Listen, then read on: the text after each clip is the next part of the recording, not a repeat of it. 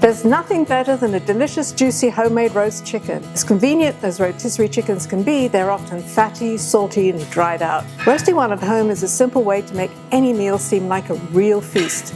And it's not too time-consuming either. All you need are 5 main ingredients. Buying whole chicken is cheaper than buying pre-cut pieces. There's no need to rinse it under the tap. Just wipe it with some paper towel.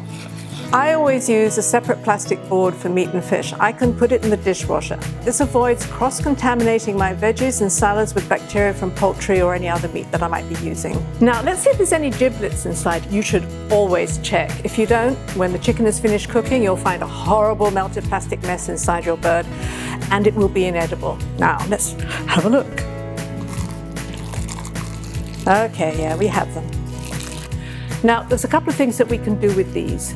We can either give them as a treat to the cat, mine loves them, or we can make a simple broth with some water, onion, bay leaf and carrot to make a nutrient-rich stock. Inside here, you'll see that there's all this extra fat. We need to pull this out. It's saturated and we want to get as much of this out as we can. Now I'm going to put the aromatics in here to flavor. Now, there's no need to peel this. It literally just goes in there. Now, if you don't have shallot, a wedge of unpeeled onion is fine. Some thyme. I'm using fresh, as fresh has a lot of vitamin C in it, and half a lemon. I like to use a sturdy roasting pan, and this low-sided one is so that you can see what I'm doing. Normally, you can use a much higher roasted pan. Instead of cooking the chicken directly in the pan, place it on top of some halved carrots, which I'm actually going to roll in a little bit of olive oil, and I'm going to put a little bit of thyme with that. Just roll them around a little bit so that they get evenly covered. I'm going to set the chicken on top. So now put on some thyme. I'm going to tie its little legs together in the back. You don't have to do this, but I find it keeps everything kind of together.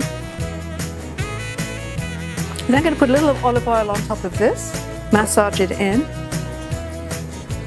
I should be so lucky as to get a massage like this. Squeeze the rest of the lemon juice over the top. This is a half lemon that's left over. I'm going to rather unceremoniously put it in the chicken. Waste not, want not. Just going to sprinkle a little bit of salt over the top of the chicken and a little bit of pepper. Always need to wash your hands after chicken. I'm going to set this in the oven, a middle shelf, and we're going to cook it for about 75 minutes. Chicken needs 15 minutes a pound, plus 15 minutes into the oven. So about halfway through cooking, I always take the chicken out of the oven to baste it with its juice as it's made. This will help keep chicken moist and delicious. Roasting a chicken actually gives you time to make other vegetables, so you can make a really fabulous dinner. Now these are done, almost, and the chicken is certainly done. Such a beauty. As good as this smells, I just want to check it's cooked all the way through. It's done. It needs to be 165, and it is. So I'm just going to let it rest for 10 to 15 minutes for the juices to come out, and then... So I'm going to get my poultry board, and this has already been through the dishwasher. It's going to get rid of the twine. It's enough for 8 portions. First of all, we're going to separate the leg and the thigh. Ooh, that looks good. So I was going to start cutting the breast. Oh, this is so perfectly cooked.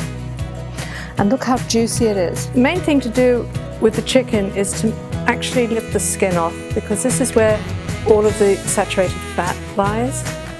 And now some fab carrots and some of these yummy sauteed Brussels sprouts. I'm going to dig in. So good.